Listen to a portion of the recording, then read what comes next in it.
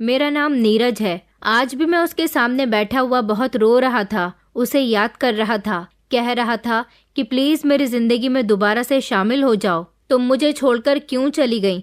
मैं तो तुम्हारी जिंदगी को बेहतर बनाना चाहता था। मुझे नहीं पता था कि तुम मुझे इतनी जल्दी छोड़कर चली जाओगी। हर रात मेरी इसी तरह से गुजरती थी। उस काली अंधेरी रात की तेज हवाएं चल रही थी। ऐसा लगता था जैसे बारिश आने वाली है। मुझे भी यहाँ से जाना चाहिए था, मगर मेरा यहाँ से जाने का बिल्कुल भी मन नहीं कर रहा था। मैं यही सोच रहा था कि घर चला जाऊं, लेकिन अगर मैं चला गया तो मेरी मोहब्बत नाराज हो जाएगी और मैं अपनी मोहब्बत को एक सेकंड के लिए भी नाराज नहीं करना चाहता था। तभी चौकीदार आया और उसने मेरे कंधे पर हाथ रखा। मैंने पीछे पलटकर देखा तो वो कहने लगा कि साहब, आपको यहाँ से चले जाना चाहिए। मौसम खराब हो रहा है, ऐसा लग रहा है कि बारिश पड़ने वाली है। अभी तो रात के सिर्फ 3 बजे थे और मैं यहाँ से सूरज की पहली रोशनी पर जाता था। यही मेरी जिंदगी थी और यही मेरा सब कुछ था, मगर अब मैं मौसम की खराबी की वजह से यहाँ से जाने पर मजबूर हो गया था। मैंने अपनी मोहब्बत को अलविदा कहा और मैं वहाँ से अपनी आंखों में आंसू लिए वापस आने लगा था। मेरी आंखों में अभी भी आंसू थे। सड़क पूरी तरह से सुनसान पड़ी थी। सड़कों पर जोर जोर से कुत्ते भौंक रहे थे। मैं जानता हूँ कि एक ऐसी सुनसान सड़क पर मुझे अकेले नहीं आना चाहिए था, तब भी जब आधी रात का समय हो रहा हो। जिस जगह पर मैं आया हुआ था वहां आने के लिए इंसान का बहुत बड़ा दिल चाहिए होता है, लेकिन मैं तो इस समय एक इतने बड़े सदमे से गुजर रहा था जिसको मैं बर्दाश्त नहीं कर पा रहा था। मेरी जिंदगी बड़ी वीरानी में गुजर रही थी। जिसको मैंने अपने दिल से लगाया था वो मुझसे दूर हो गई थी। मुझे कुछ भी अच्छा नहीं लग रहा था। यही सब सोचते हुए मैं सड़क पर चलते चला जा रहा था। रात के इस अंधेरे में अचानक एक रोशनी चमकी, जो शायद सामने से आई हुई किसी गाड़ी की रोशनी थी। मैं कुछ समझ नहीं सका। रोशनी इतनी तेज थी कि मेरी आंखों पर पड़ने लगी। मैंने अपने हाथ को आंखों से लगाया, अपनी आंखों से उस चमक को दूर करने की कोशिश की, मगर उस तेज रफ्तार से आती हुई गाड़ी ने मुझे कुचल दिया। मैं धड़ाम से जमीन पर गिर पड़ा। मेरी बड़ी गहरी चोट आई थी। मुझे कुछ नजर नहीं आ रहा था। अचानक मेरी आंखों के सामने अंधेरा छाने लगा और फिर मैं बेहोश हो गया। फिर मुझे कब होश आया ये तो मुझे पता ही नहीं चला, लेकिन जब मुझे होश आया तो मुझे बहुत तकलीफ हो रही थी। चारों तरफ नजर दौड़ाकर देखा तो मैं एक बंद कमरे में मौजूद था। यहाँ पर मशीनें रखी हुई थी। मेरे सर पर पट्टी बंधी हुई थी। शायद गहरी चोट आई थी। हाथ में ड्रिप लगी हुई थी और शायद मैं अस्पताल के किसी कमरे में मौजूद था। मैं रो रहा था कि मुझे मौत क्यों नहीं आ गई। मेरा सब कुछ तो पहले ही बर्बाद हो चुका है। आखिर मुझे जिंदगी दोबारा से क्यों मिल गई? मैं अपनी बीती हुई जिंदगी में चला गया था, तब जब मुझे उससे प्यार हुआ था। रोते रोते मुझे सब कुछ याद आने लगा कि काश वो दिन दोबारा से वापस आ सकते। वो मेरा पिछला 1 साल, जब मेरी जिंदगी का सबसे हसीन साल हुआ करता था। मैं 1 साल पुरानी यादों में खो गया था, जब मेरी मुलाकात नैना से हुई थी। उस दिन मेरा इस बड़े से कॉलेज में पहला दिन था। मैं जानता था कि इस कॉलेज में मैंने बड़ी मुश्किल से एडमिशन पाया है। मुझे कुछ भी करके अपनी पढ़ाई पूरी करनी थी। मेरे परिवार में मेरी एक जवान बहन और मम्मी थी। पापा की मौत तो 7 साल पहले हो चुकी थी। पापा जब जिंदा थे तो सब कुछ बिल्कुल ठीक था, लेकिन पापा के मरने के बाद हम लोग परेशानी भरी जिंदगी गुजारने लगे थे। वैसे तो हमारे हालात शुरू से ही अच्छे नहीं थे, लेकिन जैसा भी था जिंदगी नॉर्मल तरीके से गुजर रही थी। मगर अब तो हम लोग पाई पाई के लिए तरस रहे थे। मेरी मम्मी लेडीज टेलर थी, औरतों के कपड़े सिया करती थी। वो कपड़े सिलने में इतनी माहिर थी कि उन्होंने पापा के मरने के बाद गृहस्थी को अच्छी तरह से संभाल लिया था। उन्हीं की वजह थी कि वो अपनी मामूली सी कमाई से अपने दोनों बच्चों को पढ़ा लिखा रही थी। मगर मेरी मम्मी चाहती थी कि उनके दोनों बच्चे अच्छे कॉलेज में पढ़ें। पापा के मरने के बाद मेरी पढ़ाई का बहुत नुकसान हुआ था, लेकिन मैं पढ़ना चाहता था। मम्मी ने जब मेरे दिल में पढ़ाई के प्रति लगन देखी तो उन्होंने मेरा एडमिशन शहर के सबसे महंगे और अच्छे कॉलेज में करवा दिया। ये बात ठीक थी कि इस कॉलेज की फीस बहुत ज़्यादा थी, लेकिन मेरी मम्मी भी मुझे कामयाब देखना चाहती थी। बहन को तो जैसे तैसे उसकी पढ़ाई से रोक दिया गया था। इंटर करने के बाद वो मम्मी के साथ सिलाई के काम में उनका साथ देने लगी थी। मगर मैं इस कॉलेज में आया तो बहुत घबराया हुआ था। मेरी मम्मी ने पूरे 2 लाख रुपए जमा करके यहाँ पर मेरा एडमिशन करवाया था और अभी ना जाने और कितने पैसे देने बाकी थे। फिलहाल मैंने अपनी पढ़ाई शुरू कर दी थी। मैं पढ़ने में बहुत अच्छा था। धीरे धीरे मुझे इस कॉलेज में लगभग 1 हफ्ता गुजर चुका था।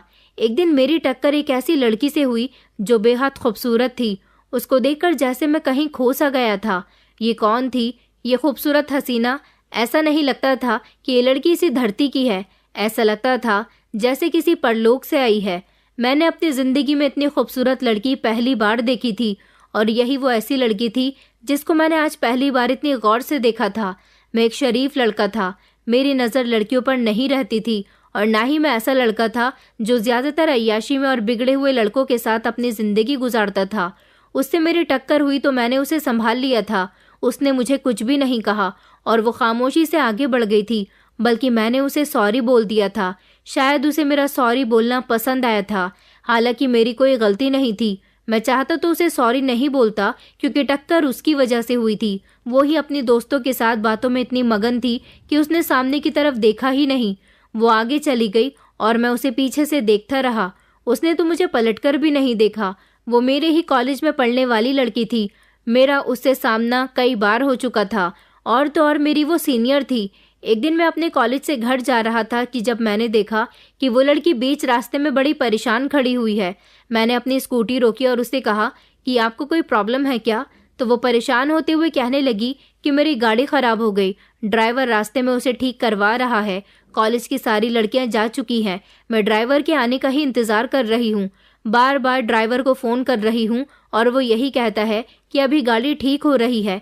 मैंने कहा, अगर आपको कोई परेशानी ना हो तो आप मेरे साथ मेरी गाड़ी पर बैठ जाओ, मैं आपको आपके घर छोड़ देता हूँ। मेरी बात सुनकर वो कहने लगी कि मेरे साथ फ्लर्ट करना चाहते हो? मैं ऐसे लड़कों को बहुत अच्छे तरीके से जानती हूँ जो अपनी मीठी मीठी बातों में लड़कियों को फंसाने की कोशिश करते हैं। मुझे तुम्हारी मदद की कोई ज़रूरत नहीं है, मैं अपने ड्राइवर के साथ चली जाऊंगी। मैंने कहा कि आप मुझे गलत समझ रही हो, मैं ऐसा लड़का नहीं हूँ। अगर आपको ऐसा ही लगता है कि मैं आपकी मदद नहीं करना चाहता, बल्कि किसी मकसद की वजह से आपसे ऐसा कह रहा हूँ, तो आप एक काम कीजिए। मैंने अपनी गाड़ी की चाबी उसके सामने की और कहा कि आप मेरी स्कूटी से अपने घर चली जाइए। आपसे स्कूटी चलानी तो आती ही होगी। मैं पैदल ही अपने घर चला जाता हूँ। जिस सड़क पर वो लड़की खड़ी हुई थी वो बहुत सुनसान सड़क थी। उधर की तरफ कोई सवारी आती जाती भी नहीं थी। हमारा कॉलेज वैसे भी बहुत सुनसान इलाके में बना हुआ था, इसलिए ज़्यादातर लड़के लड़कियां अपनी ही सवारी से जाया करते थे। लगभग 20 किलोमीटर चलने के बाद ऐसा रास्ता आता था जहां पर हमें सवारी दिखाई देती थी। उस लड़की ने मेरी स्कूटी की चाबी अपने हाथ में ले ली थी, लेकिन वो शर्मिंदा हो रही थी। मैं समझ गया था कि वो मेरी स्कूटी पर मेरे साथ नहीं बैठना चाहती। मैंने उससे कहा था कि हाईवे आ जाने पर आप मुझे मेरी स्कूटी वापस कर देना, मेरी स्कूटी मेरे लिए बहुत कीमती है। फिर वहां से आप सवारी पकड़कर अपने घर चली जाना, तब तक मैं पैदल चलता हूँ। और मैंने पैदल चलना शुरू कर दिया था। मैंने देखा था कि वो लड़की धीरे धीरे अपनी स्कूटी लेकर आ रही थी और मुझे बड़े गौर गौर से देख रही थी। थोड़ी दूर गाड़ी पर चलने के बाद उसने स्कूटी रोक दी और कहने लगी कि अच्छा, मुझे माफ़ करना, मैंने तुम्हें गलत समझा। तुमने तो अपनी पूरी स्कूटी ही मेरे हवाले कर दी। ये लो, तुम अपनी स्कूटी खुद चला लो, मैं तुम्हारे पीछे बैठ जाती हूँ। मैंने उसे मना भी किया, मगर वो मेरी बात नहीं मानी। उसने कहा कि मुझे तुम पर भरोसा हो गया। उसके बाद मैंने उसे हाईवे आने तक छोड़ दिया था। वो लड़की कहने लगी कि बस मुझे यहीं पर छोड़ दो, मैं यहाँ से सवारी लेकर चली जाऊंगी। फिर उसके बाद वो ऑटो में बैठकर चली गई थी। शायद वहाँ से उसका घर ज़्यादा दूर नहीं था। उस लड़की ने मुझे बातों ही बातों में बताया था कि उसे किसी का इंतज़ार करना ज़्यादा पसंद नहीं है। अगर कोई उसे इंतज़ार करवाता है तो वो इंतज़ार नहीं करती, बल्कि अपनी मंजिल की तरफ चल पड़ती है। और आज मैंने उसकी मदद की तो वो बहुत ज़्यादा खुश हुई थी। वो बार बार मेरा शुक्रिया अदा कर रही थी। फिलहाल मैं अपने घर आ गया था। अगले दिन फिर से मेरी कॉलेज में उस लड़की से मुलाकात हुई। इस बार वो खुद मेरे सामने आई थी और उसने मुझे हेलो कहा था। उसने अपना नाम मुझे करुणा बताया था। उसने कहा कि उसके दोस्त उसे प्यार से किरण बुलाते हैं। उसने मुझसे दोस्ती का हाथ बढ़ाया और कहने लगी कि तुम्हारा बहुत बहुत शुक्रिया, तुमने कल मेरी मदद की और जो मेरी मदद करता है उसे मैं अपना दोस्त बना लेती हूँ। उसने कहा कि तुम भी मुझे प्यार से किरण ही बुलाना। मैं खुश हुआ था और मुझे उससे दोस्ती करना अच्छा लगा था। कॉलेज में हम दोनों जब भी मिलते तो वो मेरे साथ दोस्तों की तरह बिहेव करती थी। उससे मेरी अच्छी दोस्ती हो गई थी। इसी तरह लगभग 3 महीने गुजर गए थे। मन ही मन मैं भी करुणा को चाहने लगा था, लेकिन कहाँ वो और कहाँ मैं। वो एक अमीर बाप की बेटी थी, जबकि मैं गरीब इंसान जिसकी माँ सिलाई किया करती थी। तब मैं इतने बड़े कॉलेज में पढ़ रहा था। एक दिन किरण ने मुझसे मेरी फैमिली के बारे में पूछा तो मैंने उसे सब कुछ बता दिया था। किरण को बड़ी हैरानी हुई थी कि तुम इतने बड़े कॉलेज में पढ़ते हो, देखने के भी हैंडसम हो, तुम्हें देखकर लगता ही नहीं कि तुम गरीब हो, ऐसा लगता है जैसे तुम भी हम जैसे ही हो। मैंने उससे कहा कि किसी गरीब की शक्ल पर लिखा हुआ नहीं होता कि वो गरीब है, हालात उसे ऐसा बना देते हैं। किरण को मेरी बातें बहुत पसंद आई थी। उसने कहा था कि वैसे तो उसने जिंदगी में बहुत सारे दोस्त बनाए हैं, मगर मैं उसके लिए बहुत स्पेशल हूँ। एक दिन मैं बहुत परेशान बैठा हुआ था। कॉलेज के डीन ने मुझे फीस के लिए कहा था। अभी मुझे यहाँ पर पढ़ते हुए 3 महीने ही तो गुजरे थे, 4था महीना चल रहा था और अभी से ही मेरी फीस चढ़ गई थी। शुरू के दिनों में तो मम्मी ने फीस दे दी थी, मगर अब फीस के पैसे नहीं बचे थे। करुणा मुझसे मेरी परेशानी की वजह पूछने लगी। मैं उसे क्या बताता कि मैं क्यों परेशान था। मैंने उसे कुछ नहीं बताया। मैं खामोश रहा और उसके पास से उठकर चला गया। मगर करुणा ने मेरी परेशानी की वजह पता लगा ली थी और फिर उसने खामोशी से मेरी फीस जमा करवा दी।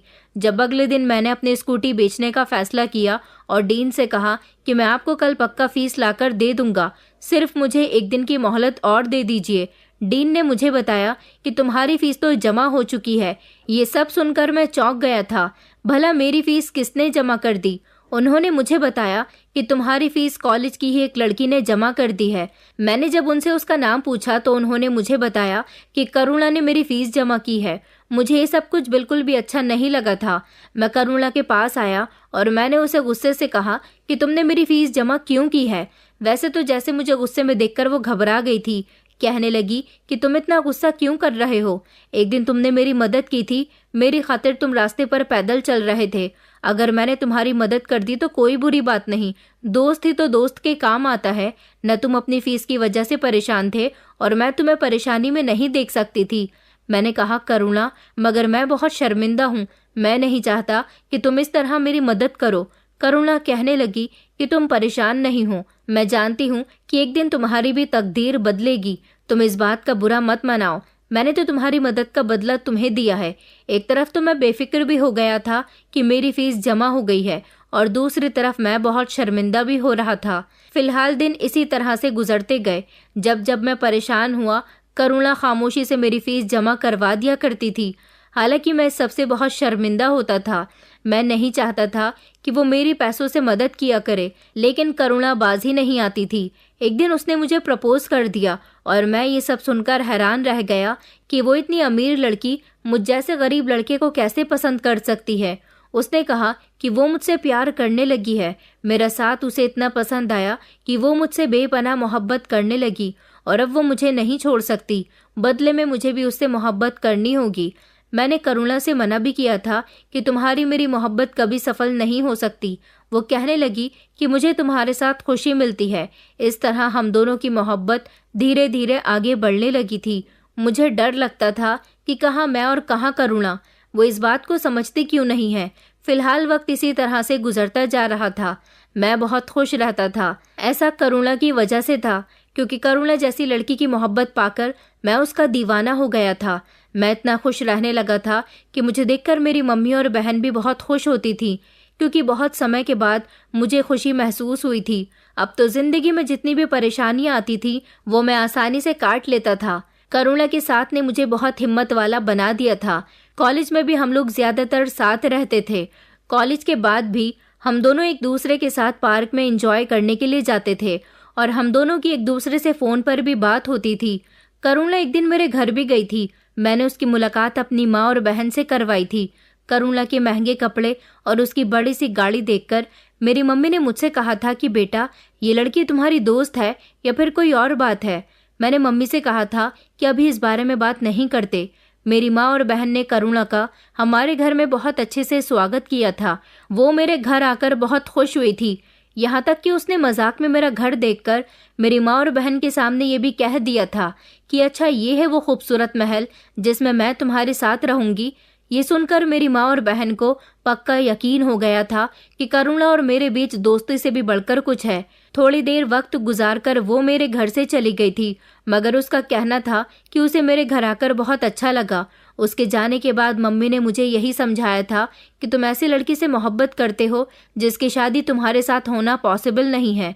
ये लड़की बहुत अमीर है और हम लोग बहुत गरीब हैं। मैंने मम्मी से कहा था कि मैं जानता हूँ और ये बात मैं कई बार करुणा को भी बोल चुका हूँ, मगर वो मुझसे बहुत मोहब्बत करती है। उसका कहना है कि उसे दौलत से प्यार नहीं है, वो सिर्फ मुझसे प्यार करती है और एक दिन ऐसा भी आएगा कि मैं कामयाब हो जाऊंगा। मम्मी, मुझे अपने ऊपर पूरा भरोसा है। मेरी मम्मी को मेरी बात सुनकर तसल्ली हो गई थी। उन्हें करुणा बहुत पसंद आई थी। कुछ दिन गुजरे तो करुणा ने मुझे फ़ोन करके बताया कि उसके पापा ने हम दोनों को साथ देख लिया था। उन्होंने उससे पूछा था कि तुम्हारे साथ वाला लड़का कौन था। करुणा ने अपने पापा को सब कुछ बता दिया। करुणा कहने लगी कि मेरे पापा तुमसे मिलना चाहते हैं। मैंने उनको बोल दिया है कि मैं शादी करूंगी तो नीरज से ही करूंगी। मेरी खुशी नीरज के साथ ही है। वैसे भी मैं अपने मम्मी पापा की इकलौती बेटी हूँ, वो कभी भी मेरी बात को नहीं टालेंगे। मैंने करुणा से कहा कि ये तुमने क्या कर दिया करुणा, मुझे डर लग रहा है कहीं तुम्हारे पापा मुझसे मिलने के बाद हम दोनों की मोहब्बत से इनकार न कर दें। करुणा कहने लगी कि ऐसा कुछ नहीं होगा, मैं पापा को पहले ही मना चुकी हूँ, तभी तो वो तुमसे मिलने के लिए राजी हुए हैं।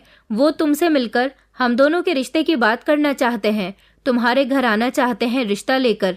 मैं जानती हूँ कि तुम्हें इस बात का यकीन नहीं हो रहा होगा, मगर तुम्हें यकीन करना पड़ेगा। मेरे पापा बहुत बड़े बिजनेसमैन हैं, वो अमीर और गरीब में भेदभाव नहीं करते। मैंने देखा है, मेरे पापा गरीबों की बहुत मदद करते हैं। मेरे पापा को खुशी हुई कि मैंने एक ऐसे इंसान से मोहब्बत की है जो पढ़ा लिखा और ईमानदार इंसान है। क्या तुम मेरे पापा से मिलने के लिए तैयार हो? मैंने कहा कि अच्छा ठीक है, मैं तुम्हारे पापा से मिल लूँगा। करुणा ने जब मुझे ये बताया था तो मुझे टेंशन हो गई थी कि ना जाने उसके पापा मुझसे मिलने के बाद कैसा रिएक्ट करेंगे, लेकिन उसने मुझे पूरी तसल्ली दिलाई थी कि उसके पापा हम दोनों के रिश्ते के लिए तैयार हैं। फिर मैं यही सोचकर अपने आप को तसल्ली दे दिया करता था कि करुणा ने जो कहा है वो ज़रूर सच होगा, मुझे इतना घबराना नहीं चाहिए। करुणा के पापा ने मुझे एक रेस्टोरेंट में मिलने के लिए बुलाया था। मैं उनसे मिलने गया तो जैसे ही मैंने उनके पैर छुए तो उन्होंने अपने पैर पीछे कर लिए थे। मुझे उनका ये बिहेवियर बिल्कुल भी अच्छा नहीं लगा था। फिर उन्होंने मुझे अपने सामने बैठने के लिए कहा। वो मुझसे पूछने लगे कि तुम क्या करते हो। मैंने उन्हें बताया कि अभी तो मैं इंजीनियरिंग की पढ़ाई कर रहा हूँ, लेकिन इंजीनियरिंग पूरी होते ही किसी जॉब पर लग जाऊँगा। उन्होंने कहा, क्या ये सच है कि तुम मेरी बेटी से मोहब्बत करते हो? मैंने कहा कि जी अंकल, मैं करुणा से बहुत प्यार करता हूँ और वो भी मुझसे बहुत प्यार करती है। मेरी बात सुनकर वो ज़ोर ज़ोर से हंसने लगे और कहने लगे कि बरखुरदार, तुमसे बहुत बड़ी गलती हो गई हमारी बेटी से दिल लगाकर। वो हमारी बेटी है, कोई खिलौना नहीं है जो कोई भी ऐरा गैरा उससे मोहब्बत करने लग जाए। उनकी बात सुनकर तो जैसे मेरा पूरा ध्यान उन पर ही चला गया था। उन्होंने कहा, हमारी बेटी लाखों करोड़ों की मालकिन है, गरीब इंसान से मोहब्बत कैसे कर सकती है? चलो मान लिया कि हमारी बेटी से गलती हो गई, मगर तुम तो समझदार थे ना, तुमने मेरी बेटी के करीब जाने की कोशिश भी कैसे की? मैं कभी अपनी बेटी की शादी तुम्हारे साथ नहीं होने दूंगा। बेहतर होगा कि तुम उससे दूर हो जाओ। मैंने कहा, ये आप कैसी बातें कर रहे हैं अंकल? आपने तो करुणा से कहा था कि आप हम दोनों की मोहब्बत के लिए तैयार हैं। आप मुझसे करुणा के और मेरे रिश्ते की बात करना चाहते हैं, तो फिर आप ये किस तरह की बातें कर रहे हैं? वो कहने लगे कि करुणा मेरी इकलौती बेटी है, मैं उससे बहुत प्यार करता हूँ, मुझे उसकी पूरी जिंदगी की फिक्र है। हम हाई क्लास लोग हैं तो अपनी बेटी का रिश्ता भी हाई क्लास लोगों में ही करेंगे ना कि तुम जैसे गरीब लड़के के साथ जो कोई नौकरी भी नहीं करता। मैंने उन्हें भरोसा दिलाया कि आप सिर्फ मुझे 1 साल का समय दो, मैं आपको कामयाब होकर दिखाऊंगा। मगर वो मेरी इस बात पर जोर जोर से हंसने लगे और कहने लगे कि तुम गरीब हो और हमेशा गरीब ही रहोगे। हमें अपनी बेटी के लिए खानदानी अमीर घर के लड़के का रिश्ता चाहिए। अब तुम यहाँ से जा सकते हो और मेरी बेटी के सपने देखना छोड़ दो। तुम जैसे लड़के इसी तरह अमीर लड़कियों को पटाकर उनकी जायदाद पर ऐश करने के अच्छे तरीके जानते हो। मैं तुम जैसे लड़कों को बहुत अच्छे तरीके से जानता हूँ। मैं उस इंसान को आवाज़ लगाता रह गया था, मगर वो तो उठकर वहाँ से चला गया। मुझे इस बात पर बहुत गुस्सा आया था। मैं शर्मिंदा होकर अपने घर वापस आया तो अफसोस में बैठ गया था। मेरे पास मेरी मम्मी आकर बैठ गईं और उन्होंने मुझसे मेरी परेशानी की वजह पूछी तो मैं अपनी मम्मी के गले से लिपटकर ज़ोर ज़ोर से रोने लगा, क्योंकि अब कुछ भी मेरे हाथ में नहीं था। मेरी समझ नहीं आ रहा था कि मैं क्या करूं, किस तरह करुणा को हासिल करूं। मम्मी ने मुझसे बहुत जिद की और पूछने लगी कि तुम क्यों रो रहे हो? तो मैंने उनको करुणा के पापा की एक एक हरकत के बारे में बता दिया। मम्मी कहने लगीं कि बेटा, मैंने तो तुमसे पहले ही कहा था कि अपनी आंखों में हैसियत से बढ़कर कभी भी सपने नहीं सजाने चाहिए। जितनी हैसियत है उतने ही सपने देखोगे तो तकलीफ नहीं होगी, क्योंकि जब इंसान हैसियत से ऊपर सपने देखता है और उसके वो सपने टूट जाते हैं तो बहुत तकलीफ होती है, जैसे कि अभी तुम्हें हो रही है। मम्मी की बात मुझे बिल्कुल ठीक लग रही थी। उस दिन मैं काफी टाइम तक अफसोस में रहा था। मेरी समझ नहीं आ रही थी कि मैं करुणा को फोन करूं या नहीं। करुणा भी तो मुझे फोन कर सकती थी, वो भी तो मुझसे पूछ सकती थी कि आखिर तुम्हारी मेरे पापा से क्या बात रही। बल्कि नहीं, वो मुझे फोन क्यों करेगी? उसने तो खुद अपने पापा से मुझे जलील करवाने के लिए मिलने को कहा था। उसने मुझे पलटकर कॉल भी नहीं की। मुझे तो उससे बात करने में शर्म आ रही थी। ऐसा लग रहा था जैसे उसके पापा ने मुझसे जो कुछ भी कहा वो सब सच है। मुझे तो करुणा की कॉल का इंतजार था, लेकिन उसने मुझे कॉल नहीं की। 2 दिन गुजर गए थे। मैं बहुत परेशान रहा। काफी इंतजार के बाद भी करुणा की ना तो कोई कॉल आई थी और ना ही कोई मैसेज आया था। मैं समझ गया कि उसके पापा ने बिल्कुल ठीक कहा था, मुझे उससे दूरी ही बना लेनी चाहिए। मगर मुझसे रहा नहीं गया। मैंने जब करुणा का नंबर ट्राई किया तो उसका नंबर बंद जा रहा था। मैं बहुत परेशान था। मेरी समझ नहीं आ रहा था कि मैं क्या करूं। इसी परेशानी भरी हालत में जब मैं अपने कमरे से बाहर निकलकर हॉल में आया तो मेरी बहन टीवी देख रही थी। जब मेरी बहन ने मुझे टीवी की तरफ ध्यान देने के लिए कहा, जैसे ही मेरी नज़र टीवी पर गई तो मेरी आंखें फटी की फटी रह गई थी। टीवी के स्क्रीन पर करुणा का फोटो आ रहा था और तो और बड़ी बड़ी हेडलाइंस में लिखा हुआ था कि शहर के टॉप बिजनेसमैन बृजराज कपूर की बेटी करुणा कपूर की कल रात एक कार एक्सीडेंट में बड़ी भयानक मौत हो गई। उनका अंतिम संस्कार आज दोपहर 2 बजे तक किया जाएगा। टीवी में दिखाया जा रहा था कि करुणा के पापा और मम्मी की रो रो कर बुरी हालत हो रही थी। वो लोग एक्सीडेंट करने वाले के खिलाफ पुलिस में रिपोर्ट दर्ज करवा चुके थे, क्योंकि एक्सीडेंट करने वाला इंसान भी दूसरी गाड़ी में बैठा हुआ था और उसका पता लगाया जा रहा है। ये खबर सुनकर तो जैसे मेरे पैरों तले से जमीन निकल गई थी। मैं तो धड़ाम से जमीन पर गिर पड़ा था। मेरी बहन और मम्मी ने मुझे संभाला था। मेरा रो रो कर बुरा हाल हो गया था कि ये क्या हो गया, ऐसा कैसे हो सकता है, करुणा मुझे छोड़कर कैसे जा सकती है। मेरी समझ नहीं आ रहा था। ऐसा लग रहा था जैसे ये सब कुछ मेरे लिए एक सपना है, मगर मुझसे ये सब बर्दाश्त नहीं हो रहा था। मैं फौरन ही अपने घर से निकला और शमशान घाट पहुंच गया था, क्योंकि अभी 2 नहीं बजे थे। मैं वहां पहुंचा तो वहां पर पुलिस और करुणा के माता पिता मौजूद थे। बाकी और भी बहुत सारे लोग थे। सबकी आंखें नम थीं।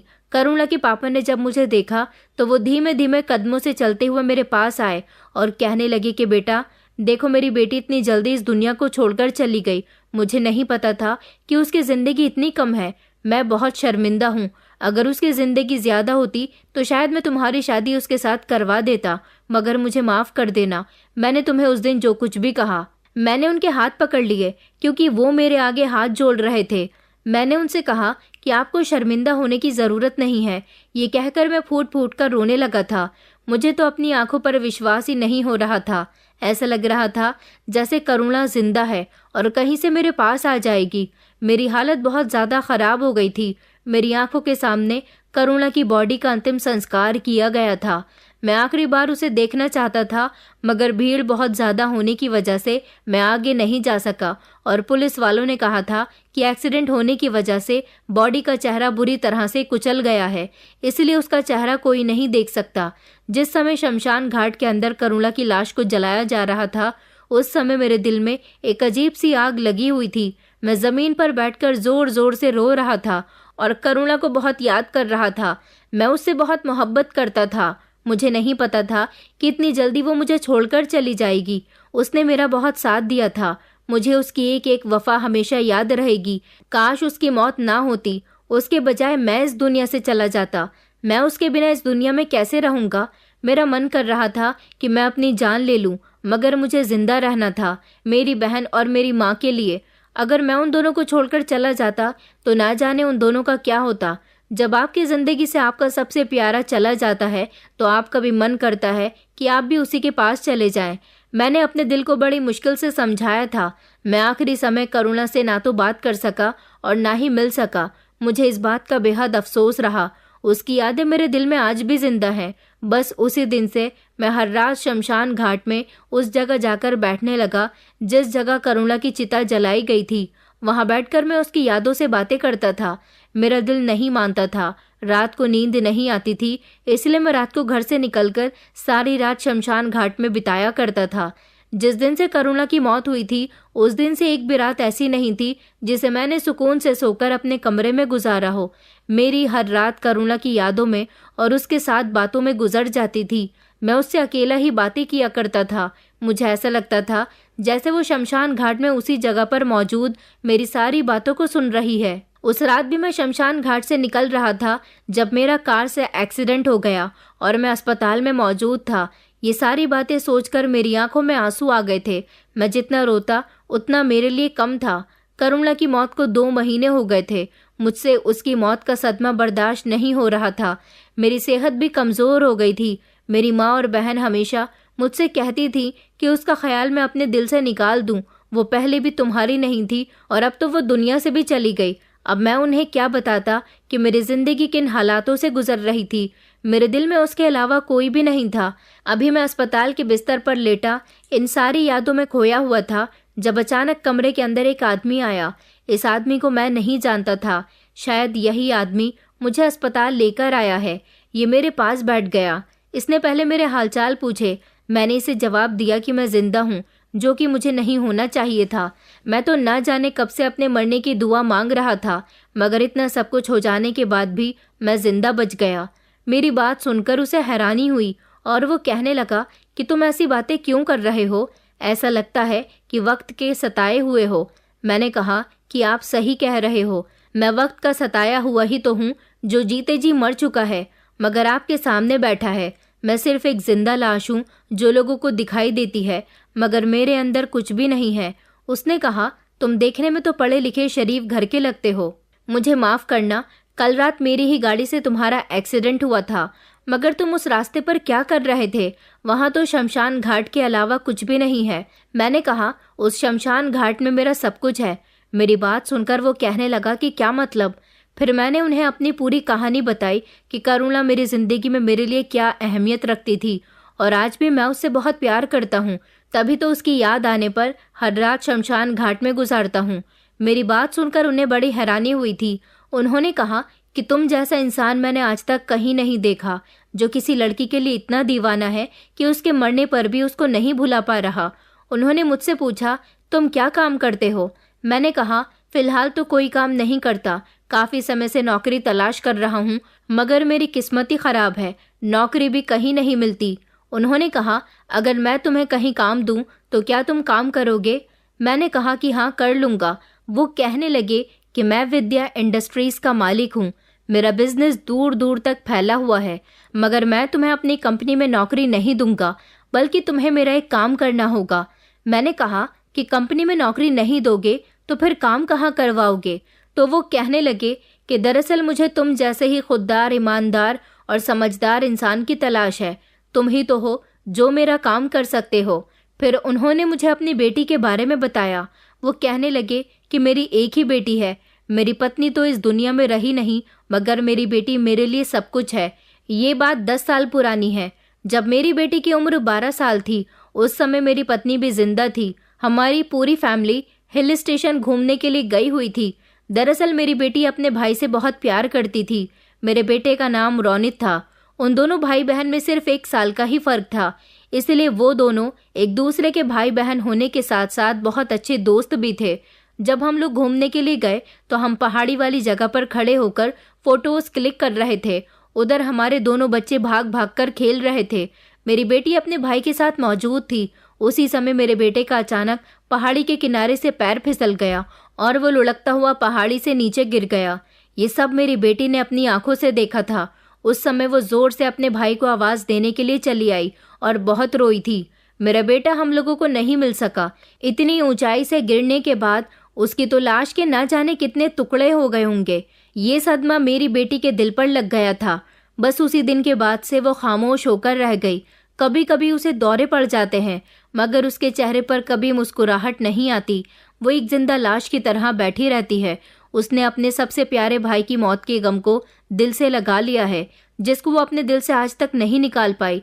उसके 2 साल बाद ही मेरी पत्नी की एक बीमारी की वजह से मौत हो गई, तो मेरी बेटी और ज़्यादा अकेली रह गई। मैं अपने काम पर ध्यान दिया करता था, बेटी पर ज़्यादा ध्यान नहीं दे सका। मेरी बेटी ने बड़ी मुश्किल से वो समय गुजारा है। कम उम्र में अपने भाई की मौत अपनी आंखों के सामने देखकर उसके दिल में एक डर सा बैठ गया। वो हमेशा डरी सहमी रहती है। कभी कभी उसकी तबीयत इतनी बिगड़ जाती है कि वो पागलों की तरह हरकतें करने लगती है, मगर बोलती कुछ भी नहीं है।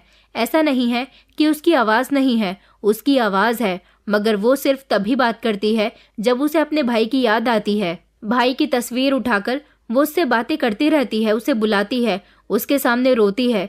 भले ही इस बात को 12 साल हो गए, मेरी बेटी अब जवान हो गई, मगर उसके भाई की मौत का गम उसके दिल से अभी भी नहीं निकला। मैंने कहा, मगर आप मुझे ये कहानी क्यों सुना रहे हो? इसमें मैं क्या कर सकता हूँ? उन्होंने कहा कि तुम्हें मेरा एक काम करना होगा, तुम्हें मेरी बेटी को खुश रखना होगा, मेरी बेटी का ख्याल रखना होगा, मेरी बेटी को जिंदगी की तरफ वापस लौटाना होगा। अगर तुम ये सब करने में कामयाब रहे तो शायद मैं अपना सब कुछ तुम्हारे नाम कर दूं। मैंने उनसे कहा कि सर, मुझे माफ़ करना, मुझे आपकी दौलत नहीं चाहिए, मुझे सिर्फ इतने पैसे चाहिए कि मैं अपने परिवार का गुजारा कर सकूं। मुझे आपकी सारी दौलत का क्या करना है? मैं तो सिर्फ इतना कमाना चाहता हूं कि अपने परिवार से परेशानियों को दूर कर सकूं। उस आदमी ने कहा कि नहीं, मेरा वो मतलब नहीं है। मुझे लगा कि तुम दौलत के लालच में आकर मेरी मदद करने के लिए तैयार हो जाओगे। मैंने कहा कि मुझे दौलत का कोई लालच नहीं है, मैं आपकी मदद करने की कोशिश करता हूँ, लेकिन इसके बदले में आपको मुझे अपनी कंपनी में नौकरी देनी होगी। वो मेरी बात सुनकर मुस्कुराए और कहने लगे कि हाँ, मैं तुम्हें अपनी कंपनी में भी नौकरी ज़रूर दूंगा, बल्कि अच्छी पोस्ट पर नौकरी दूंगा, जहाँ तुम्हारी सैलरी भी तुम्हारी उम्मीद से कहीं ज़्यादा होगी। उन्होंने मुझे अपना नाम विवेक प्रताप बताया था। उन्होंने कहा था कि तुम जल्दी ही ठीक हो जाओगे, उसके बाद तुम्हें मेरी बेटी को ठीक करना है। उन्होंने अस्पताल का सारा खर्चा खुद उठाया था। 4-5 दिन अस्पताल में रहा और उसके बाद जब मैं डिस्चार्ज हुआ तो घर चला गया था। मेरी मम्मी को भी खबर मिल चुकी थी कि मेरा एक्सीडेंट हुआ है। मेरी मम्मी और बहन बहुत ज़्यादा परेशान थी। मैंने उनको तसल्ली दी कि मेरी नौकरी लग गई है, तो वो लोग बहुत खुश हुई थी। अब मेरी मम्मी ने कहा था कि तुम्हें मन लगाकर नौकरी करनी है, करुणा के बारे में ज़्यादा नहीं सोचना, वो जा चुकी है, इसीलिए उसकी यादों को अपने दिलो दिमाग से निकाल दो। अब उन्हें कौन बताता कि इतनी आसानी से मैं उसे नहीं भूल सकता था। मैं हर रोज़ अपने फ़ोन में उसकी तस्वीर देखता था, उसका नंबर ट्राई करता था, मगर उसका नंबर तो बंद जा रहा था। कई दिन इसी तरह से गुजर गए और फिर जब मैं रिकवर हो गया तो मैं विवेक प्रताप जी के घर चला गया था। वहाँ पहुँचा तो उन्होंने मेरी मुलाकात अपनी बेटी से करवाई, जो कि बहुत खूबसूरत थी। उसका नाम विद्या था। उन्होंने कहा कि मेरी बेटी बहुत मासूम है, इसने अपने भाई की मौत के बाद से ही बाहर की दुनिया नहीं देखी। तुम इसे अपने तरीके से हैंडल करो, इसे खुश रखने की कोशिश करो। मैंने उनसे कहा था कि मुझसे जितना हो सकेगा मैं आपकी बेटी को ठीक करने की कोशिश करूंगा। दिन के समय तो मैं जॉब किया करता था, लेकिन दोपहर के 3 बजे तक विवेक साहब मुझे अपने घर भेज दिया करते थे ताकि मैं यहाँ आकर उनकी बेटी के साथ वक्त गुजार सकूं। पहली बार मेरी उससे मुलाकात हुई थी तो वो बिल्कुल शांत बैठी हुई थी। मैं उससे बातें करने की कोशिश कर रहा था, मगर वो तो मुझे नज़र उठाकर देख भी नहीं रही थी। उस बेचारी का सारा बचपन इसी सब में गुजर गया था और अब उसका पिता चाहता था कि वो अपनी जवानी को एंजॉय करे, इस सदमे से अब बाहर निकल आए। और उसका डॉक्टर से ट्रीटमेंट चल रहा था उसकी दिमागी हालत का। वैसे तो नौकर उसका ख्याल रखते थे, लेकिन नौकर भी उसे पूरा टाइम नहीं दे पाते थे, जिसकी वजह से उसकी हालत ऐसी हो गई। अब मैंने उसका ख्याल रखना शुरू कर दिया था। मैं उसे पूरा टाइम देता था, उसको खाना खिलाया करता था, उसको टाइम पर दवाई दिया करता था, उसकी छोटी छोटी ज़रूरतें पूरी किया करता था। हर वो कोशिश करता था जिससे वो बोल सके, मुझसे बात कर सके, मगर कई दिन तक कोशिश करने पर वो मुझसे बात नहीं करती थी। फिर मैंने कुछ ऐसी हरकतें करनी शुरू कर दी जिससे एक दिन वो ज़ोर से हंस पड़ी। मैं उसे हंसाने की कोशिश कर रहा था, मगर वो सिर्फ मेरी तरफ देखती, उसके चेहरे पर मुस्कान तक नहीं आती थी। एक दिन मैं उसे डांस करके दिखा रहा था, वो बिल्कुल नहीं हंसी, मगर जब मैं थक गया और अचानक मेरा पैर स्लिप हो गया तो मैं ज़मीन पर गिर पड़ा और वो मेरे गिरने से ज़ोर ज़ोर से हंस पड़ी थी। इतनी खिलखिलाकर हंसी थी कि पूरे घर में उसकी हंसी गूंज उठी। और फिर उस दिन के बाद से ही धीमे धीमे उसने मेरी सारी बातों को समझना शुरू कर दिया। वो मेरे साथ हंसने लगी, बोलने लगी। उसने अपने पिता को भी अपनी आवाज़ सुना दी। उसे मेरा साथ पसंद आने लगा था। पूरे 1 साल के बाद उसे उसके भाई के बाद मेरी तरफ से पूरा साथ मिला तो वो जिंदगी की तरफ वापस लौट आने लगी थी। दिन इसी तरह से गुजरने लगे थे। विवेक साहब अपनी बेटी की तरफ से अब खुश थे, क्योंकि इतने सालों के बाद उन्होंने अपनी बेटी को मुस्कुराते हुए देखा था। उनकी बेटी अब मेरी आदी हो गई थी, इतनी ज्यादा आदी हो गई कि मेरे बिना उसका दिल ही नहीं लगता था। इस सब में लगभग 4 महीने गुजर गए थे। मैंने जब देखा कि विद्या ठीक हो गई तो मैंने विवेक साहब से कहा कि मैंने आपकी बेटी को ठीक कर दिया। आप मुझे हर महीने इस काम की सैलरी दिया करते थे, जिससे धीरे धीरे मेरे घर के हालात भी बेहतर हो गए। मगर अब मैं ये काम नहीं कर सकता। अब मैं आपकी कंपनी में नौकरी करना चाहता हूँ। मेरी बात सुनकर वो कहने लगे कि तुम्हारी वजह से मेरी बेटी नॉर्मल हो गई। मैं तुम्हारा पीछा इतनी आसानी से नहीं छोड़ सकता। हाँ, मैं तुम्हें अपनी कंपनी में नौकरी देने के लिए तैयार हूँ, मगर इससे पहले तुम्हें मेरी बेटी से शादी करनी होगी। तुमने मेरी बेटी को ठीक करने में बहुत मेहनत की। ये जो कुछ भी है मेरे मरने के बाद मेरी बेटी का है, इसलिए मैं चाहता हूँ कि तुम मेरी बेटी से शादी कर लो। ये सब कुछ मेरी बेटी के साथ साथ तुम्हारा भी हो जाएगा। बताओ, तुम्हें ये ऑफर मंजूर है? मैंने कहा, मुझे आपकी ये ऑफर हरगिज भी मंजूर नहीं है। आपने मुझसे कहा था कि मैं आपकी बेटी को ठीक कर दूं, तो आपकी बेटी ठीक हो गई, मगर मुझे आपकी दौलत से कोई मतलब नहीं है। मेरे दिल में आज भी करुणा बसी हुई है। मैंने आपकी बेटी को ये सोचकर ठीक नहीं किया कि मुझे आपकी दौलत का लालच है, बल्कि मैंने उसे ये सोचकर ठीक किया कि एक पिता अपनी बेटी से दूर ना रहे, उसे उसकी बेटी पहले की तरह वापस मिल जाए। माफ कीजिएगा सर, आप सिर्फ मुझे अपनी कंपनी में नौकरी दे दीजिए। कल से मैं आपका ऑफिस ज्वाइन करना चाहता हूँ। अब से मेरा आपका ऑफिस में ही सामना हुआ करेगा। मेरी बात से ना जाने क्यों उनके चेहरे पर उदासी छा गई थी। मैं वहां से वापस आने लगा था। करुणा ने शायद हम दोनों की बातें सुन ली थी। वो रोते हुए अपने पापा के पास आई और उनसे कहने लगी कि पापा, इसे रोक लो, मैं इसके बिना नहीं रह सकती, मैं इससे मोहब्बत करती हूँ, प्लीज पापा। तभी विवेक साहब ने मुझे बुलवाया और कहने लगे कि मेरी बेटी तुमसे मोहब्बत करने लगी है, वो दोबारा बिखर जाएगी। मेरी बेटी की जिंदगी तुम्हारे हाथ में है। तुम उससे मोहब्बत नहीं कर सकते, मगर उससे मोहब्बत करने का दिखावा तो कर सकते हो ना। मैंने उनकी बात सुनकर कहा कि आपको अपनी बेटी से इनकार कर देना चाहिए था कि चाहे जो हो जाए मैं उससे मोहब्बत नहीं कर सकता। मैं आज भी करुणा से मोहब्बत करता हूँ और आप ये बात अच्छी तरह से जानते हैं कि मैं अभी भी शमशान घाट हर रात जाकर करुणा से बातें करता हूँ। तो वो कहने लगे कि हाँ, मैं अच्छी तरह से जानता हूँ, लेकिन मेरी बेटी का क्या कसूर है? मैंने कहा कि मैं आपकी बेटी के साथ दिखावा करने के लिए भी तैयार हूँ। अब मैं विद्या के साथ रहने लगा, क्योंकि विद्या को मैं घर से बाहर लेकर जाता था। उसको मैंने बाहर की दुनिया दिखाई थी और अब भी वो ऐसा ही चाहती थी। मैंने उसको निराश नहीं होने दिया, पूरी तरह से उसका ख्याल रखा। मुझसे जितना होता मैं उसके लिए किया करता था। वो मेरे साथ हर जगह घूमने जाती थी। एक दिन विद्या और मैं एक मॉल में शॉपिंग करने के लिए गए हुए थे। जब विद्या अपनी मर्जी के कपड़े ले रही थी और मुझे दिखा रही थी, अभी विद्या चेंजिंग रूम में ड्रेस पहनने के लिए गई हुई थी, जब अचानक मेरी नज़र एक ऐसे इंसान पर पड़ी जिसे देखकर मेरे होश उड़ गए थे। वो धीरे धीरे मेरे करीब आ रही थी। उसकी आंखों में नमी थी, जबकि उसे पूरे 1.5 साल बाद देखकर मेरी आंखों में भी नमी आ गई थी। ऐसा कैसे हो सकता है? क्या कोई मरा हुआ इंसान जिंदा वापस लौट कर आ सकता है? मगर मैं करुणा को साफ साफ देख सकता था। उसने मेरे करीब आकर मुझे झंझोड़ दिया। मेरे सामने आकर जब उसने मेरा नाम लिया, तब मैं एक झटके से होश में आया था। वो मुझसे कहने लगी कि तुम मुझसे झूठ बोलते हो, तुमने मेरी जिंदगी बर्बाद कर दी। मैं तुमसे कितना प्यार करती थी, तुमने अपनी औकात दिखा ही दी ना। मैंने कहा, करुणा, तुम जिंदा हो या फिर मैं अपनी आंखों से कोई सपना देख रहा हूँ? मैंने करुणा के शरीर को छूकर देखा तो वो हकीकत में मेरे सामने थी। मैं झट से उसके गले लगकर फूट फूट कर रोने लगा। मेरी आंखों में बेहद आंसू थे। उसने मुझे जोर से धक्का दिया और कहने लगी कि बेवफा इंसान, तुमने मुझे धोखा दिया। ये वही लड़की है जिसके लिए तुमने मुझे छोड़ा। मैंने कहा, तुम ये कैसी बातें कर रही हो? कौन लड़की, कैसी लड़की? और तुम जिंदा हो तो फिर वो कौन थी जिसको मैंने अपनी आंखों के सामने जलते हुए देखा? मेरी बात सुनकर करुणा चौंक गई। उसने कहा, तुम ये मुझ पर कैसा इल्जाम लगा रहे हो? मैं जिंदा हूँ और सही सलामत हूँ। मैंने कहा कि नहीं, मैंने तुम्हारी चिता अपनी आंखों से जलती हुई देखी थी, बल्कि न्यूज में दिखाया गया था कि तुम्हारी मौत हो गई। करुणा कहने लगी कि नीरज, तुम और कितना झूठ बोलोगे? उसने मुझसे कहा कि तुम धोखेबाज हो, तुमने मुझे धोखा दिया, मगर मैं उसके मुंह से ऐसे शब्द नहीं सुन सकता था। मैंने उसे कोई धोखा नहीं दिया। मैंने कहा कि तुम ये कैसी बातें कर रही हो? तुम मुझे बताओ, आखिर तुम पिछले 1 साल से कहाँ थी? तो वो कहने लगी कि तुम कैसी पागलपन वाली बातें कर रहे हो, मैं तो कहीं भी नहीं गई थी। मैंने कहा, मैं सच कह रहा हूँ, अगर तुम जिंदा थी तो तुम कहाँ थी?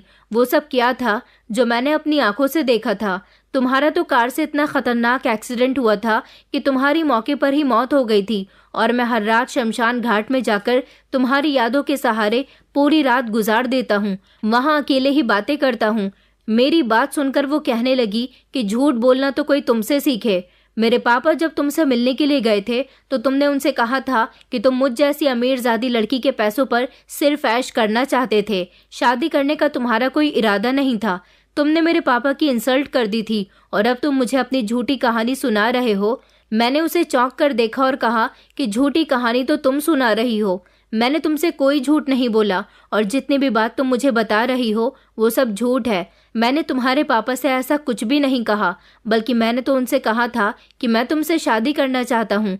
उन्होंने मुझसे कहा कि वो तुम्हारी शादी मुझ जैसे गरीब इंसान के साथ नहीं करवा सकते। वो कहने लगी कि नहीं नहीं, मेरे पापा मुझसे झूठ नहीं बोल सकते। उन्होंने कहा है कि तुम मेरे साथ सिर्फ टाइम पास कर रहे थे। अगर ऐसी ही बात थी तो तुमने मुझे पलटकर कभी कॉल नहीं की। तुम्हारी बेवफाई मुझसे बर्दाश्त नहीं हुई और फिर मैं ये शहर छोड़कर ही अगले दिन चली गई थी। मैंने कहा, तुम भी तो मुझे फ़ोन कर सकती थी ना। तुम्हारे पापा ने कहा था कि मैं तुम्हें भूल जाऊं, इसी में मेरी बेहतरी होगी। अगर मैंने ऐसा नहीं किया तो अच्छा नहीं होगा। मुझे इंतज़ार था कि तुम ही मुझे फ़ोन करोगी, मगर तुमने कभी पलटकर मुझे फ़ोन नहीं किया। भला मैं तुम्हें फ़ोन कैसे कर सकता था? मैं मजबूर था। तुम्हारे पापा मुझे हम दोनों के रिश्ते के लिए साफ इनकार करके जा चुके थे। उन्होंने मेरी एक न सुनी। मैंने उन्हें समझाने की बहुत कोशिश की कि एक दिन मैं कामयाब हो जाऊंगा। करुणा ने अजीब सा मुंह बनाया और कहने लगी कि मुझे तुम्हारी बातों पर विश्वास नहीं होता। मैंने कहा कि अच्छा, अगर तुम्हें मेरी बातों पर विश्वास नहीं होता तो मैं तुम्हें अभी यकीन दिला देता हूँ। करुणा कहने लगी कि यकीन दिलाने की कोई ज़रूरत नहीं है। जिसका तुम इंतज़ार कर रहे हो वो तुम्हारे पीछे ही खड़ी हुई है। मैंने जैसे ही पलटकर देखा तो मेरे पीछे विद्या खड़ी हुई थी। उसकी आंखों में आंसू थे। उसी समय वो वहां से चली गई। मैंने उसे बहुत आवाज़ लगाई, मगर वो अपने ड्राइवर के साथ घर जा चुकी थी। शायद वो हम दोनों की सारी बातें सुन चुकी थी, मगर करुणा बार बार मुझसे कह रही थी कि ये लड़की कौन है। मैंने उसे इस बात का तो कोई जवाब नहीं दिया, लेकिन मैं उसका हाथ पकड़कर उसे अपने साथ शमशान घाट लेकर चला गया, जहाँ पर शमशान घाट का गार्ड बैठा हुआ था। आज जब मैं करुणा को वहां लेकर दिन में पहुंचा तो उसने हैरानी जताते हुए कहा कि साहब, आप तो हर रात को यहाँ पर आते हो, आज दिन में कैसे आ गए? मैंने करुणा को बताया कि मैं हमेशा यहाँ तुम्हारी याद में आता हूँ। जिस जगह तुम्हारी चिता जली थी वहाँ बैठकर रोता हूँ, तुम्हारी यादों से बातें करता हूँ। अब तो तुम्हें यकीन आ गया होगा ना कि मैं सच कह रहा हूँ। गार्ड की बातें सुनकर तो करुणा को यकीन आ गया था। करुणा ने कहा कि उसके पापा ने उसे ये कहा था कि मैं सिर्फ करुणा के साथ टाइम पास कर रहा था, मैं उस जैसी लड़की से शादी नहीं करना चाहता। एक बार करुणा को मुझसे इस बारे में पूछ तो लेना चाहिए था। करुणा को इस बात पर बहुत गुस्सा आया था, क्योंकि करुणा को ऐसा लगा था जैसे मैंने उसके साथ बेवफाई कर दी है। उसके पापा ने मेरे खिलाफ उसको बहुत भड़काया और फिर अगले ही दिन उसे उसके मामा जी के घर भेज दिया, जहां से वो पूरे 1 साल बाद यहाँ वापस आई। यहाँ तक कि इस दौरान उसने अपने नंबर भी चेंज कर दिए, अपनी ईमेल आईडी और अपनी हर पहचान बदल दी। उसके पापा ने धोखाधड़ी की थी। कार का एक्सीडेंट होने वाली खबर और करुणा की मौत वाली खबर, यहाँ तक कि करुणा की चिता जलाने वाली खबर भी झूठी थी। ये सब एक नाटक के तौर पर अंजाम दिया गया था। करुणा वहां से अपने पापा के पास चली गई और साथ साथ मुझे भी ले गई थी। उसके पापा उसका रिश्ता तय कर चुके थे। उसकी शादी होने में अब कुछ ही दिन रह गए थे। यहाँ पर वो अपने मंगेतर के साथ शॉपिंग कर रही थी और इधर मैं विद्या के साथ शॉपिंग कर रहा था। उसका मंगेतर उसे कोई अर्जेंट काम आ जाने की वजह से मॉल में ही छोड़कर चला गया था, जबकि मैं विद्या के साथ मौजूद था और उसने मुझे वहां देख लिया था। तब उसे यही लगा कि मैंने उसे विद्या की खातिर ही छोड़ा है। जब करुणा ने अपने पापा का सामना किया और उनको सारी हकीकत बताई तो वो बहुत शर्मिंदा हो रहे थे। अभी भी उन्होंने मुझ पर इल्ज़ाम लगाने की पूरी कोशिश की थी, मगर वो सारी सच्चाई जान चुकी थी। उसे यकीन आ गया था कि मैं झूठ नहीं बोल रहा हूँ और वो समझ गई थी कि असल दोषी कौन है, किसने हम दोनों के बीच गलत फहमियाँ फैलाई। उसने अपने पापा से कहा कि पापा, आपने अपनी बेटी की खुशियाँ उससे छीन ली। आप कितना बड़ा गुनाह करने जा रहे थे। आपने अपनी ही बेटी को जीते जी मार दिया। पूरे शहर में ये न्यूज़ चला दी कि आपकी बेटी की कार एक्सीडेंट में मौत हो गई। यहाँ तक कि अपनी बेटी की जगह किसी और की चिता को जलाकर ये साबित कर दिया कि आपकी बेटी की चिता जलाई गई है। फिर तो आपकी बेटी आपके लिए सच में मर गई। उसके पापा कहने लगे कि नहीं नहीं बेटा, ऐसा मत कहो। दरअसल मैं तुम्हारी शादी इस इंसान के साथ नहीं करवाना चाहता था। मैं चाहता था कि तुम्हारी शादी किसी ऐसे इंसान के साथ हो जो अमीर हो और जो हमारे स्टैंडर्ड का हो। करुणा कहने लगी, मगर मेरी खुशी तो नीरज के साथ थी। मैं नीरज के साथ किसी भी हाल में रहने के लिए तैयार थी, मगर आपने अपनी बेटी की खुशियों को दबा दिया। आपने अपनी बेटी की खुशियों के बारे में सोचने के बजाय अपने स्टैंडर्ड के बारे में सोचा। मैं आपको कभी माफ़ नहीं करूंगी। आपने मेरा दिल तोड़ा है, यहाँ तक कि मुझे मेरी मोहब्बत से अलग किया। यही वजह थी ना कि आप मुझे मामा जी के घर से कभी यहाँ आने ही नहीं देते थे। ये तो अच्छा हुआ कि मेरे सामने मेरी शादी होने से पहले ही सारी सच्चाई खुलकर आ गई। अगर मेरी शादी हो जाती और बाद में मुझे ये सब कुछ पता चलता तो मुझे बेहद अफसोस होता। अब मैं आपका घर छोड़कर जा रही हूँ, मुझे आपके साथ नहीं रहना। उसके पापा उसे रोकते रह गए थे और बुरी तरह से रो रहे थे। उसकी मम्मी भी उसे समझाने की बहुत कोशिश कर रही थी, मगर वो किसी की बात सुनने के लिए तैयार नहीं थी। अपने किए की माफ़ी करुणा मुझसे मांग चुकी थी। मैं करुणा का हाथ पकड़कर उसे अपने घर लेकर आ रहा था जब उसके पापा ने हम दोनों को रोक लिया। वो अपने किए की माफ़ी गिड़गिड़ाकर मांग रहे थे। उन्होंने कहा था कि मैं तुम दोनों की शादी करवाने के लिए तैयार हूँ। उधर विवेक साहब मेरा इंतजार कर रहे थे, क्योंकि विद्या ने मेरी और करुणा की सारी बातें सुन ली थी जो कि वो अपने पिता को बता चुकी थी। करुणा के घर का मैटर तो सॉल्व हो गया था। उसके मम्मी पापा को अपनी गलती का एहसास हो चुका था, क्योंकि उन दोनों ने ही मिलकर ये सब कुछ जो किया था। उधर मैंने विवेक साहब से बात की। उनका कहना था कि तुमने मेरी बेटी को धोखा दिया, वो तुम्हारे लिए अपने दिल में फीलिंग्स जगाने लगी थी। मैंने उनसे कहा, मगर मैं आपकी बेटी से मोहब्बत नहीं करता था। मैंने आपसे पहले ही बोल दिया था कि मुझे ना तो आपकी दौलत का लालच है और ना ही आपकी बेटी का। मैं अपनी करुणा से मोहब्बत करता हूँ और मेरी करुणा वापस लौट आई है। ये बात सुनकर वो शर्मिंदा हुए थे। उन्हें भी यकीन नहीं था कि मेरे साथ इतना बड़ा धोखा हुआ है। अब वो अपनी बेटी की शादी मेरे साथ नहीं करवा सकते थे। उन्होंने यही सोचा था कि वो अपनी सारी जायदाद मेरे नाम कर देंगे और अपनी बेटी की शादी मेरे साथ करवा देंगे, मगर अब ऐसा नहीं हो सकता था।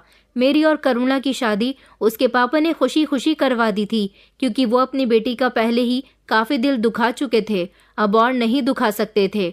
हम दोनों की शादी ज़्यादा धूमधाम से तो नहीं हुई, मगर करुणा के पापा ने किसी तरह की कोई कमी भी नहीं छोड़ी थी। हम दोनों खुशहाल जिंदगी गुजार रहे थे। कुछ दिनों के बाद पता चला कि विद्या और करुणा के मंगेतर की आपस में शादी हो गई, क्योंकि मेरी और करुणा की शादी में विद्या और करुणा का मंगेतर उमेश आए थे, तो उनके पेरेंट्स ने आपस में अपने बच्चों के लिए उन दोनों को पसंद कर लिया और इस तरह उन दोनों की भी शादी हो गई। अपने बच्चों के साथ धोखा करना, एक दूसरे के दिलों में गलतफहमी पैदा करना, ये सारी ही बातें आने वाले समय में बहुत दिल दुखा देती हैं और उसकी सज़ा हमें दुनिया में ही मिलकर रहती है। करुणा के पापा ने भले ही उसकी शादी मेरे साथ करवा दी, मगर करुणा ने आज तक उन्हें माफ़ नहीं किया। उसके दिल में अभी तक उनके लिए वो जगह नहीं बन पाई जो कि पहले थी। दोस्तों, उम्मीद करती हूँ आपको हमारी कहानी पसंद आई होगी। कहानी पसंद आई है तो वीडियो को लाइक करें, चैनल पर नए हैं तो चैनल को सब्सक्राइब करें और हाँ, नोटिफिकेशन बेल को ज़रूर दबाएं ताकि अगली अपडेट सबसे पहले आपको मिले।